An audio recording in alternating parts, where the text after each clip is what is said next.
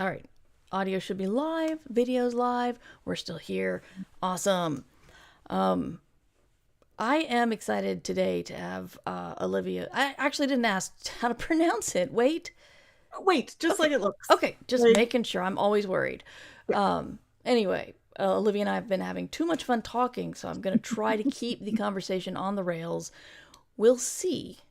But yeah, we'll get started in a minute. What I do is I do some casual chatting a little bit, and then we'll do the point where I actually cut the podcast off, and or rather cut all the pre stuff off, and then the podcast goes, and it's a whole thing. I had a system; it sounded good. Lee is here. Hello, Lee. Um, yeah, I was away last week. I'm gonna be here for the next 3 weeks, and then I wish I had a calendar in front of me. Just devices and a computer. I don't know what day it is. Last and the last, I'll be missing the stream of the last of the Thursday of the month, but I'll be around other days. Hey, Underpope, good to see you. Yeah. So let me see. Does that look good? Okay, good. Just making sure it looked good. We can go ahead and get started. If, as usual, guys, if you want to send us a question on anything we're talking about, just put it in the chat and I will get to it. And yeah, let's get started.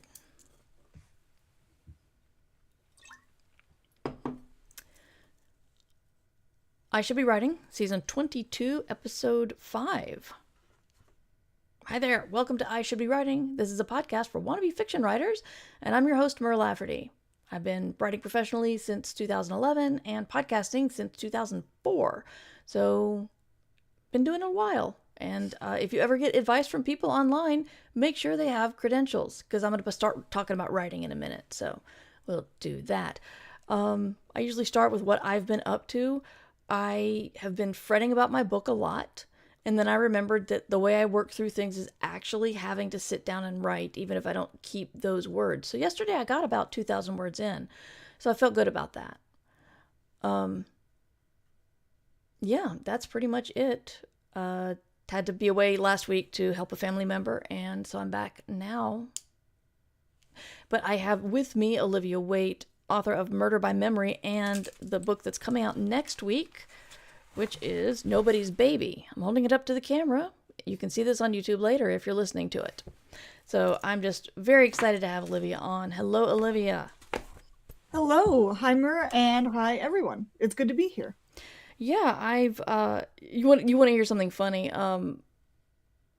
I got contacted by your publicist with Murder by Memory when it came out, and I didn't get a chance to get you on the schedule. So I have an arc of Murder by Memory, and then because I have no brain, a couple of months later, I went to the bookstore and saw your book and thought, that looks good, and I bought it. And then now your publicist got in touch with me and says, you want to talk about Nobody's Baby? I said, sure. And so they sent me another Murder by Memory. So Oh no. I have given your book out to a couple of friends, and but it was just so funny once I started. I was cleaning up a lot of the books I have around here, and I'm like, I should not have 3 copies of this. But it is fun. Everyone knows how much I like space murder, and we've got a sort of hotel detective kind of character here dealing with space murder. So why don't you tell us a little bit about the books, and then we'll get into one of the big things I want to talk to you about, which is beginnings. But give us the sense of the books first. Well, these started because it was the early pandemic and everybody was locked down, and it felt like we were all living in separate little spaceships for a while. Um, I needed a new writing project to get excited about. I'd just finished a romance series, and then I was watching every murder mystery I could get my hands on, and I was thinking about all the Wodehouse books I loved growing up, and then I Mm-hmm. saw somebody on Twitter go, hey, why aren't there more murder mysteries set on generation ships? Isn't that a perfect little locked room? It doesn't get more locked than deep space. And I'm like, oh, and so the Wodehouse cruise ship and the spaceship and the murder mystery just kind of fused in my head, and my brain went, I know exactly what that sounds like. And I Mm-hmm. sat down and started asking myself questions about how that would work and what kind of murder that would be, and adding just a lot of different fun elements, and it was one of the quickest, most fun writing experiences I've ever had. It was just a little game like I was playing with myself. And so Dorothy was born kind of sui generis. She kind of popped into being like she knew who she was already. Mm-hmm. And so it's just been so much fun. So you get to play with that aunt and nephew dynamic that's so much fun, and you get to have kind of the Marple elements of Mm-hmm. a nosy older woman poking into everybody's business and unearthing secrets. And you get to kind of reinvent things like the locked room mystery. Like instead of finding a body at the start of the first book, Dorothy finds herself in the wrong body. Right. And so what's gone wrong? How has that happened? And she has to try and figure out whose body this is and why she ended up in it when she was supposed to be kind of resting in the library where they store memories on board this ship. Mm-hmm. Yeah, it's a fun story, and your character dynamics are great. The fact that her nephew pretty much figures out who she is really fast was lots of fun. But let's go on to Nobody's Baby without without spoiling the first one. What can you tell us about the new one? So the sequel came about because there were just too many questions I had and fun problems I came up with that didn't fit in book one. And one of those was, we're on this ship. It's deep space, so we decided fertility's just on pause till we get where we're going. Mm-hmm. Nobody's supposed to be having children. What would they do if a baby showed up? How would it get there? How do you deal with it? Who does it belong to? All of these very classic murder mystery kind of questions. Plus, you get to play with that classic story element of the mystery baby in a basket on the doorstep, Mm-hmm. and all of that fun kind of almost fairy tale aspect. But when I was writing this, I was really thinking of it as, it's like Alien, only instead of a face hugger, it's a human child. Oh God. Yeah. That is one way to look at it, I suppose. Yeah. But I have so many questions for you. For the sake of the podcast people, Olivia and I, we've been talking for like 15 minutes already and trying to remember, okay, we shouldn't keep talking about this because we got to talk about it on the show. But when I wanted, beginnings are hard for me. I often don't know where in the story to do it. And then once I settle on something, I'm not sure if I've got the hook right. So I want to read, if you don't mind, your first sentence/paragraph of Nobody's Baby. Ruthie arrived at breakfast with no preamble, flashing on the glowing face of my pocket watch. At what age do human children grow teeth? And you've got I feel like a hook's got to have some grounding. And also, what the hell is going on here? Bits Yeah. of it. So is this something that comes naturally to you, or did you was that did that come about from lots of rewriting? This was definitely like one of those much tweaked and brute forced kind of things where you just have to throw a bunch of things at the wall until you kind of zero in on on the target you're trying to hit. So I knew with this one that one of the fun things is making this child feel shocking and a little bit horrifying and unsettling, even though it's a baby. He's not going to hurt anybody, right? It's just that it's been hundreds of years since anybody's seen one, and so it kind of upends all of these social questions like, no, we don't even have adoption here because nobody needs adopting for like 300 years. Yeah, you probably don't have diapers either. Nope. No, Nope. we have to print some of those right out. And we have to, how do you feed a baby? Who even remembers how to make formula? Like things like that. Yeah. And that gets taken care of because Dorothy remembers raising Ruthie when he was younger. But I really wanted to foreground that kind of unsettling thing. So you have to disrupt the reader's relationship to, you can't just show them a baby, because most people who are not psychopaths see a baby and they're like, oh yes, adorable, fun, protect the kid, like the very natural kind of protective reaction needed to be upset from the very first. So how do you make a baby sound like a horror monster? You start talking about the teeth. And you talk about it growing teeth and changing. And you're like, the secondary aspect is, why do people want to know about babies' teeth? Like that's never anything that you really want to talk about either. Yeah, I've only heard it being brought up when someone found a skull of a baby, and you saw where all the teeth were nested in the jawline, and Yeah, I all the adult teeth are already built in. It's a nightmare. horrifying, Yeah. absolutely horrifying. Because this, yeah, one of the big secrets of this lovely, cozy sci-fi mystery series is that bodies are horrifying. Yes, yes. So there's a lot of very light body horror in this. Like your body's going to do something unpredictable. It's got secrets you don't understand. And I don't know, I think it's a good time. And we're playing with that in ways that aren't designed to create dread, that are designed to create curiosity and surprise and maybe just a little bit of horror for fun. Mm-hmm. So these are not your first books. You've been a romance and paranormal romance writer. I was just looking at your backlog, and you've got so many books, including the Gay Victorian Chicken romance that I want to read it. But I always love talking to people who've like bounced around from different genres, because I wonder like what brought you to science fiction, mystery, and which do you like better? And just talk about genres. Go, go. Well, I have never met a genre that I don't like, honestly. And the very first romance novel I read, I stole from my mom when I was 5, and it happened to be a sci-fi romance, so it was also the first sci-fi novel I read. It was basically, if you've seen Jupiter Ascending, it was like that, but with orgasm denial kink and like Conan the Barbarian's involved. So basically, like, you know, just a big bonkers 80s space extravaganza romance. I thought I was hardcore for reading Stephen King when I was like 14, but you got me beat big time.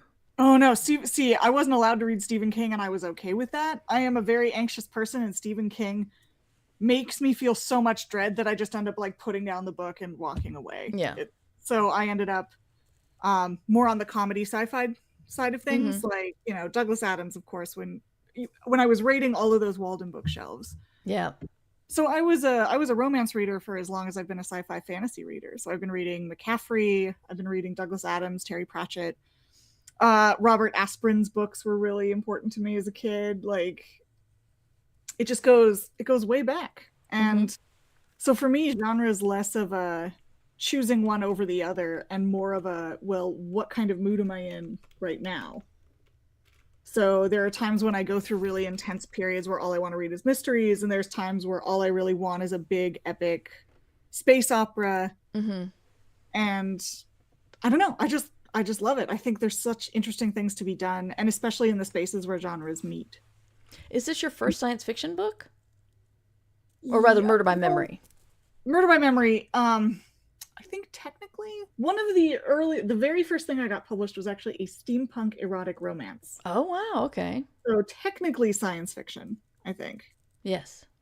But then in a later version, there's also ghosts. So who can say? Yeah, steampunk just like kind of straddles all of the genres that it possibly can. So yeah, that's okay. When you started getting published via with romance, what do you think writing those romances taught you that you brought to science fiction? Well, the character work, first of all. Romance lives and dies based on the character work that you're doing.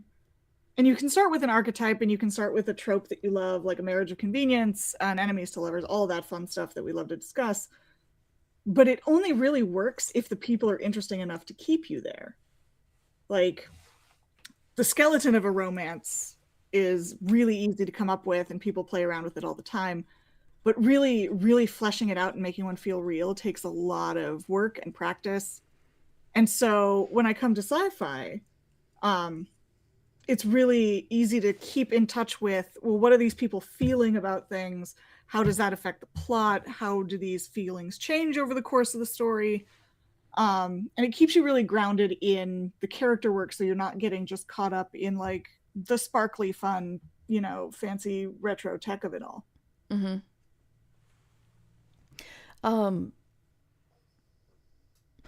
I realized I didn't find out if it was okay to ask about this. You told me about 2 other books you're working on that you're coming out. Can you tell us about those?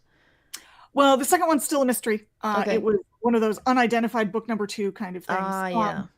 And then the first one is coming. We're about to start edits, and it's coming out next summer, so June, and it's a full-length prohibition paranormal romance. Oh, nice. So they'll probably brand it as like romantasy because everybody's doing that these days, but it's very much I wrote a paranormal at the time when nobody was buying paranormals, just because Yeah. it was the book of my heart, and it's set in Seattle in 1931, and so it's a slightly different prohibition than what you see in New York or Chicago.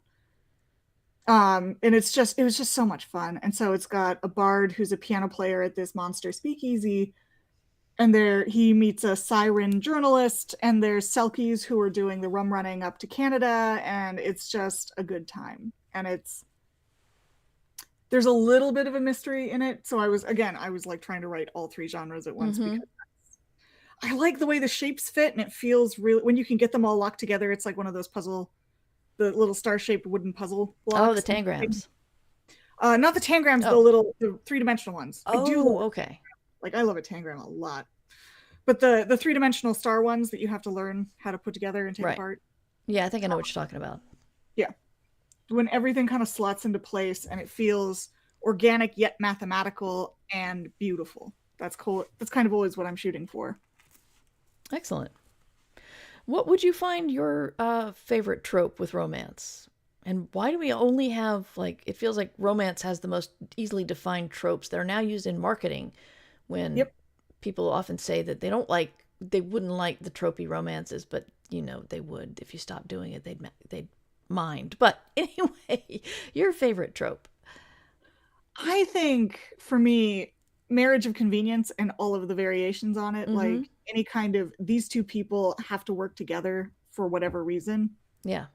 I always find that really interesting. One great example with a sci-fi bent, Everina Maxwell's Ocean's Echo. Okay. It's an sci-fi romance, and the premise is it's this, it's space empire, and the space empire's at war, as they often are. And so one of the heroes is in the military, but one of the problems that this empire has is pilots need to be like mentally bonded. So there's a telepathic link that they have to establish with the pilot in order for the ship to be able to fly. It's something about, wormhole space. I think Bujold does something similar in the Vorkosigan series.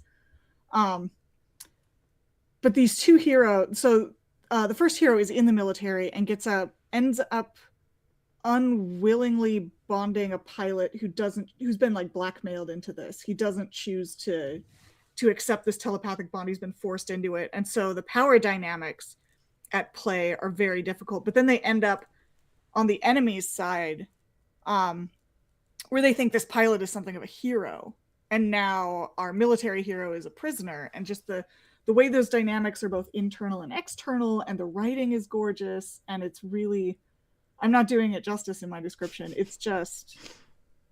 It's one of the most incredible sci-fi romances I've ever read. And that mix, that perfect balance of, they're doing all of the sci-fi things and they're doing all of the romance things, and those things are inextricable from each other. Like, you can't take either of them out without destroying the story. Right. And it's such a rush. Well, that's when the genre is working. If you can just lift it out and still have a story, then you're not really doing a good job of writing that. Exactly. Yeah, I had a murder mystery on a ship story, and my mentor read it, and like a very early draft, and he's like, "Could you take them out of this spaceship and put them in a hotel, and nothing else would change?" And I'm like, maybe. So I had to throw in a little bit more SF just to make that work. Yeah. Do you have a favorite writing in, or do you just love them all, like all the children are special? Do I have a favorite? I'm sorry. Genre, I'm sorry. Oh gosh, no. To read, to write. I'm always, I don't think I've ever been able to avoid writing a romance into something. Like, there is a very slow build romance that's happening in Dorothy Gentleman. People haven't seen a lot of it yet. There's been hints in book 1 we're going to get some stronger indications in book 2, and then book 3 brings things to a slightly more concrete resolution. Okay. And yeah, it's just, I love the way that romance gives momentum to a story. I love writing the way that a romance changes people. Yeah. Plus, the nature of romance is a slightly different genre than like mystery or sci-fi. What do you mean the It's, nature? well, because it's about people. Like sci-fi is asking a question about the world, and mystery is asking a question about what justice looks like, and romance is asking a question about people. And those aren't quite the same questions, those three. And so you have to like structure how you include them slightly differently. And it's just such a fun little, my brain thinks in puzzles a lot. And so these are always just really fun puzzles for me to solve. And it just takes however long a story needs to solve them. Right. So with sci-fi romance, you get the setting and then the emotional journey within the setting that couldn't happen anyplace else. Like you say, like if you could move it from a ship to a hotel, it's not the same thing. Yeah. And sometimes all you need is just that suggestion of enclosure. Like there are some stories where it doesn't matter if they're on a ship or a hotel, but we're still here for the story. Yeah. But with science, with sci-fi, the setting really is kind of, it's part of the fun of the game. And so if you're not really using it to its full extent, then you're not playing all 45 minutes of the game. Yeah. Is how I do it. Okay.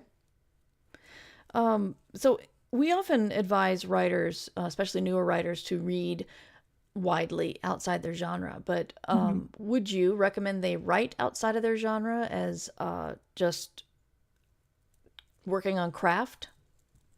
Yes. I mean, absolutely.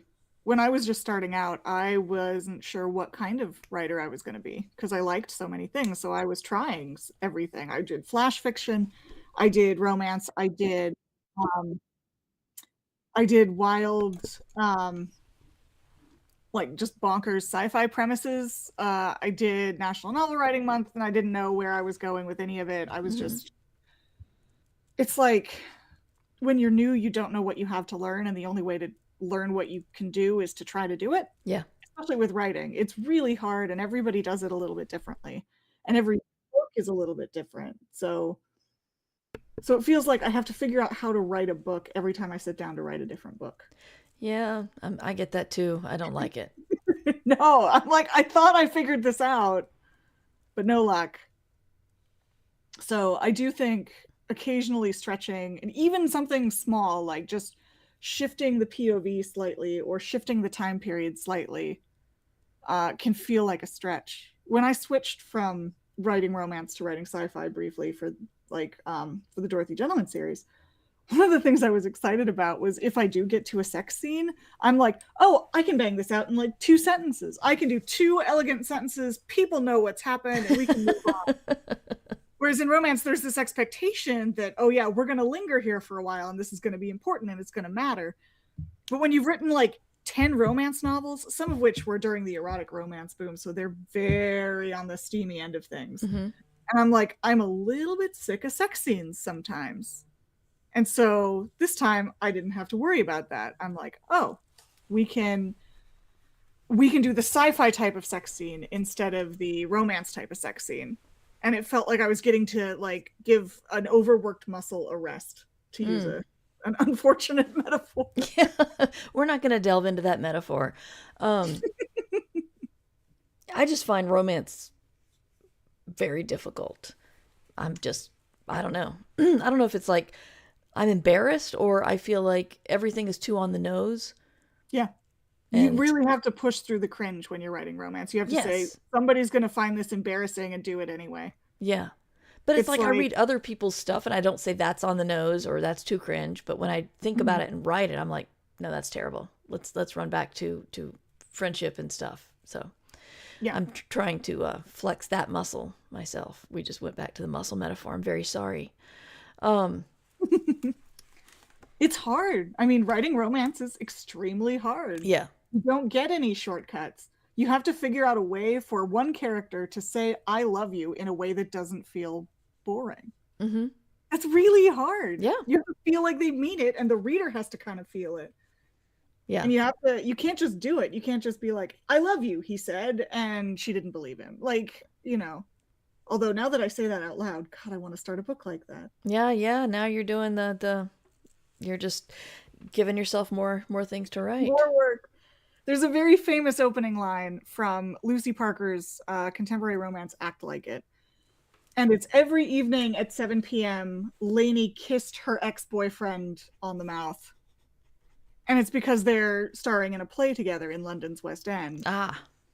But like it's this wonderful like little moment of what are we doing here? This is Mm-hmm. terrible. And you get that sense of wrongness.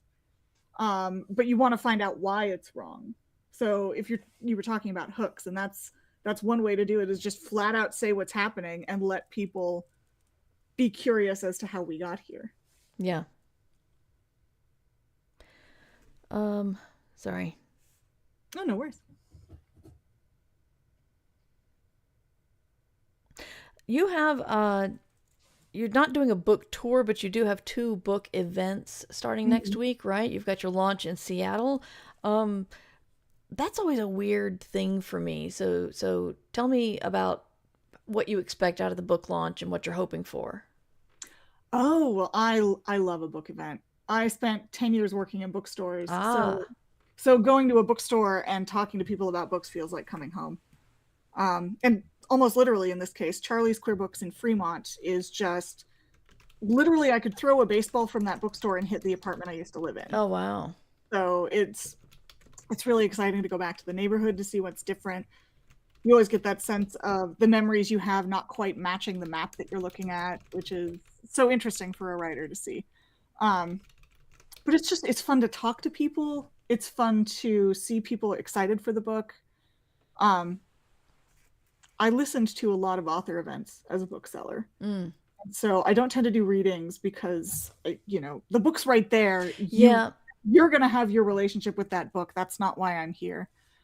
So I like things like this where you talk about the process and you talk about the research involved sometimes and just how you envision a story and how you envision the kind of imagination that it takes to create fiction. It's just I don't know, it's endlessly fascinating to me. And I love talking to people about it, and I love when people are excited. And you get a lot of writers who come to events like Mm-hmm. this because they're looking for hope. I used to go to book events and hope that they would give some advice to new writers. And now as an author, I get people asking for advice, and it's like the most exciting thing. I Mm-hmm. light up every time and I'm like, "Listen, let me tell you, you can absolutely do this. I know this for a fact. I know nothing else about you, but if you want to do this, that means you can do it." Mm-hmm. Well, we have an ad break for this live stream coming up in about 10 seconds, so we're going to take a small break. I recommend people go get some water or something, and we'll be right back.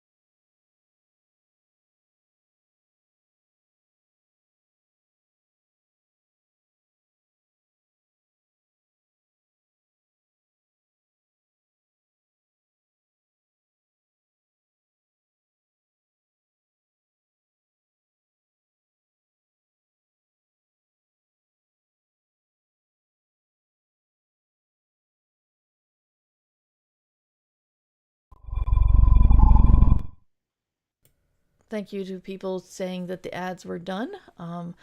It's still telling me there's 15 seconds, but we'll just, yeah, we'll get going again. If you're just joining us, as Ian is, I'm with Olivia Waite, talking about the new book, Nobody's Baby, coming out next week on the 10th. We do have a question from the chat, which is, what is your writing process? Oh, I am a plotter. I love having an outline. I find that instead of writing a big, sprawling, confused first draft, if I write a synopsis first, so that I know what the shape of the story is, then when I sit down to write, it feels like fun, because now I'm just wondering the best way to present this scene. I'm not trying to figure out what's happening here. So I write out the synopsis like I'm telling the story to a friend or an editor. And then, so I know what the emotional stakes are, I know what the overall scope is. And then when I sit down, it's whose perspective, can I make a funny joke? What am I going to describe? Is there a setting that I need to bring in? Like, how much time can I telescope in or out? And all of those are really, really fun things for me as a writer. And so I usually start with some pretty in-depth research and plotting. And then when I sit down, and something always changes between the synopsis and the final draft. Like, it's just the nature of the thing. It gets away from you, and characters make decisions you didn't anticipate. So occasionally I have to rewrite the synopsis. Yeah. But I find that starting with something concrete helps me. How long are your synopses usually? About, I'd say for a full-length book, it's about anywhere from 3 to 7 pages. Wow. And they're very loose synopses. It's like, and then, for some reason, this person decides X. And then I'm like, okay, well, I know I need a reason in there. And then a battle happens. Yeah. Yeah, there is a terrible battle, and that battle might be 40 pages in the final manuscript, but you don't need to put that in the synopsis. Yeah. Yeah, I can't think of anything cool that happens if I'm writing a synopsis. And the cool stuff only happens once I start writing, which means I do have large sprawling drafts, and I'm trying to not do that, but I don't know how to stop it, and I may have to just embrace it as my process and move forward knowing that there's going to be a big sprawling mess at the end and I need to clean it up. So I need to take time in my deadline to clean it up, which is really hard because once I'm done, I think I'm done. I think I find the time planning so stressful that it short circuits any creativity that I have. Yeah. If I'm looking at a draft that I feel is too big and sprawling and a mess, my instinct is, well, this is unfixable. Nobody will ever want this. I need to start fresh with something else. And so for me, the big sprawling draft actually gets in the way of all the fun parts. Oh gosh. And I do love editing, but the prospect of editing 100,000 words makes me want to shrivel up and die a little bit. Yeah. I mean, I'm going to be doing that next week, but hooray. So you've had, how long has your career gone with all of your different genres? Oh, I was first published in 2010. Okay. So it's been 16 years. Can you tell me anything that you regretted from early on that you would encourage people not to do or to do that you didn't do? Well, so when I started, self-publishing wasn't quite the thing that it was. And it gives you options. There are times, and many authors will tell you this, there are times I think I got published too early. I learned a lot as a professional writer, and I don't think I'd have been able to learn it if I hadn't started as early as I did. But I signed some contracts that weren't great. So read the fine print and have a lawyer read the fine print. I know it sounds expensive, but it's always worth it. Yeah. It's better to have no contract than a bad contract. It's better to have no agent than a bad agent. Yes. I've seen too many authors get screwed by those things over and over. I've had a publisher that went out of business that was trying to take all the authors' rights down with them. Ooh. We paid a lawyer to write a very stern letter and got the rights to all of my backlist back. That's good. So self-publishing can be wonderful. It doesn't have to be as intensive. Everybody will tell you you're going to buy ads, you've got to get good covers, you've got to do editing, that's useful. But also, if you want to test the process, you can just write something short that you like, make a quick, simple cover for it, put it up just to see what the process is like. there, you don't have to like manage your newsletter analytics within an inch of their life. You don't have to constantly gamify sales windows and like all of that stuff. You can do with self-publishing, you can do exactly as much or as little as you want. And that can be very freeing, but also if you do it too soon, then sometimes you'll miss out on some other parts of the process. This is not very actionable advice. I think what I'm trying to say boils down to this. Take your time. There's no rush. The audience will be here whenever your story is ready. Yeah. No, that's good. I like it. Is there anything you want to talk about that I haven't touched on? I actually want to bring up Station Eternity because I've been reading that. Okay. Like that, I've been saving these books for like as part of my break glass emergency, nothing else is working kind of things. And so with this podcast, I finally had an excuse to break glass. So I hit the part in Station Eternity where they're doing the spacewalk to retrieve the, I guess, mild spoilers, they're retrieving some bodies. Things have gone wrong. And there's this moment when Mallory is stretched out with just the tether connecting her to the ship, and she's surrounded by the blackness of space and these like corpses she's trying to retrieve. And I thought, yes, this is what a sci-fi mystery is for. You want that tether, you want that sense of connection, but you also want to be kind of out in the void. And you have these items that you're trying to collect and make sense of. And it just felt like exactly the kind of that balance between mystery and sci-fi. You're trying to put these pieces into a story that makes sense. Yeah. And it just felt like that's everything I always want a sci-fi mystery to do, is exactly that kind of moment and that kind of image in my head. Well, awesome. Thank you. I wrote a metaphor, it looks like. Well, thank you. Yeah, I love space murder. I have a problem where I have trouble writing real world stories. I don't get interested until I throw something speculative in there. Like I'd had this idea for someone who actually talking about the fact that you would not want to hang out with somebody who when people die around them all the time. Yeah. So I had this idea for this pariah for a long time, but it wasn't until I thought, and then she goes to space like Babylon 5 that like the book came. Yeah. So I have wanted to write some contemporary contemporary romance. Tried to write a Christmas romance that got real sci-fi real fast. So there's a tradition of that. I mean, Connie Willis is right there. Absolutely. Yeah, I could not even dream to be close to any of hers, but yeah, it's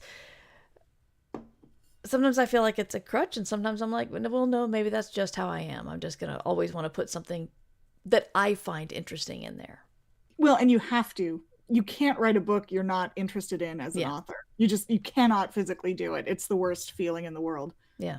I've tried a couple of times and it just wasn't going to go anywhere. Yeah. With that first publisher who went out of business, they were hinting that what they wanted from me next was a billionaire romance, and I really wanted the opposite of that in every way. So I was going to write a fake billionaire romance where it's the billionaire's apartment cleaner who accidentally gets locked in the sex dungeon with the sex dungeon builder. And so that was my way of saying locked, like, so the title was going to be like Trapped in the Billionaire Sex Dungeon, and they would not look past the title, but it was really going to be about like the carpenter and the housemaid. Please write this. I know, I still think about it like a lot. Mean... because I have trouble with a lot of contemporary things unless they involve some kind of like interesting job or research or so like when I think about a contemporary, it's like, okay, and this heroine is a pilot and, things like that, really specific fields that have a lot of material in them. Yeah. Or it's in an entirely, like when I do write realistic fiction, it's like, and we're in 1820 because that's interesting. So tell us where we can find you online. Well, I'm always at my website, oliviawaite.com. These days, I'm also on Blue Sky quite a bit, which is also oliviawaite.com. Okay. There's a newsletter called The Oliviary, which you can find on Button Down. And that's most of it. I have an Instagram that I mostly post garden photos on, and like, hey, I knitted a shawl. Ooh, speaking of, Right. there is actually a shawl pattern. Violet's fern shawl from Murder by Memory is going to be an actual pattern, and it will be up by Tuesday, I promise. That's Wow. the deadline. And I have spent months beating my head against my own requirements for this pattern. And Did you it make looks it or did you have Oh yeah. someone do it? So I wrote the pattern, I created the shawl, all that stuff. It's a beautiful brioche. It looks like a curling woodland fern. Uh, Wow. yeah. It was Writing patterns is extremely hard. Oh And I yeah, I knew that. bet. And I knew that, and this one had some extra challenges that I can't talk about yet. But we'll find more out about that in book 3. Wow. Okay. Well, we've got a lot of crafters who are into sci-fi, and And Underpope this says I shawl could ask pattern my is, wife to create knitting patterns based on my fiction. Yes, you could, Underpope. yes, please do. Everybody loves that. I would knit those. I asked the chat if they had any other questions, and I got, can Olivia talk to us for another hour? This has been such a great conversation. Oh, that's wonderful. Thank you. Thank you, Crystal Breyer, but we might need a little bit more direction than that. But, I'd love to have you back with book 3 or when uh, your other book comes out. Book 3 should be in March, and then the other one is June, I believe. Wow. Okay. You got a big year coming up. It is. It's going to be exciting. Yeah, the Prohibition Paranormal is actually one of the very first full length things that I wrote. It's wildly different than it was. It was just the first thing that I kind of threw my brain against full length, Mm-hmm. and then it sat in a drawer for 4 years, and then I was thinking about it, and I didn't pull it out. I just sat down at the keyboard and tried to rewrite the manuscript, but better, Mm-hmm. and it came out better. Yeah. Yeah.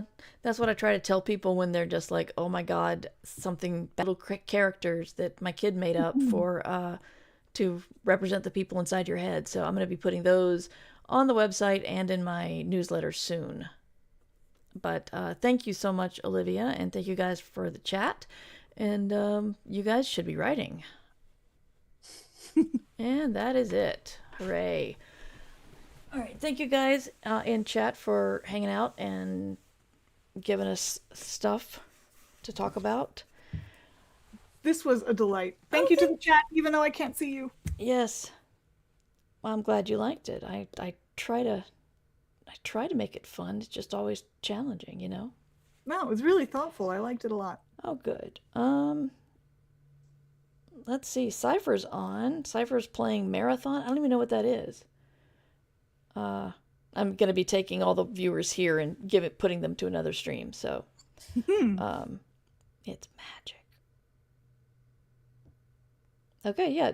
I guess she's doing Marathon. So we'll go see what Marathon is.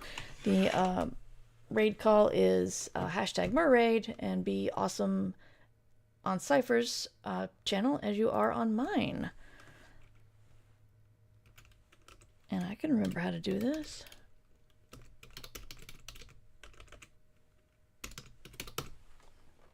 All right. And the raid is set up. Awesome. I'm also going to be putting the videos up on Patreon. I don't know why people would want to watch this, but I hear people want to watch videos. So, well, that's just fine by me. Yeah. And I'll see you guys next week. Yes, I should have said this earlier, but we'll be doing Ditch Diggers on Monday at 3. Ursula and I have already talked about it. So, here comes the raid.